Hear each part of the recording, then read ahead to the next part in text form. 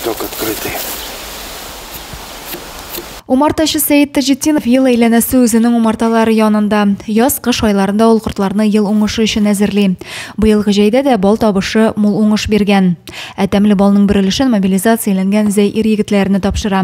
Кайчандыр үзенә дә Чечня сугышында катнашырга туры килгән. Просто от души.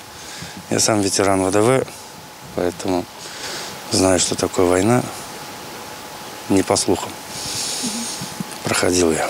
Тажетдиновларның олы уллары да бүгенге көндә армия сафларында хәрби бурычын үти. Шушы көннәрдә гаиләсе аның исән-сау әйләнеп кайтуын көтә.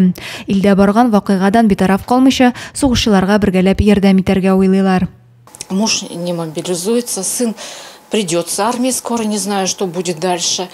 То, наверное, наш долг помогать хотя бы так, что есть. Что есть. У нас есть мед. Мы отправили партию, следующую партию еще готовим. Ну, будем отправлять. Тажетдиновлар гаиләсе 6 ел элек югары Мәлем авылына күченеп кайта. Шул вакыттан бирле умартачылык белән шөгыльләнә башлыйлар. Хуҗалыкта 40 баш умарта бар.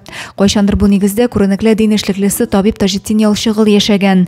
Сәйет Тажетдинов 6-нчы буын бабасы эшен дәвам итеп, кешеләрне терелтү белән дә шөгыльләнә. Без Тажетдин Ялчыгылның оныклары, шуңа күрә аның изге эшләрен алга таба барабыз.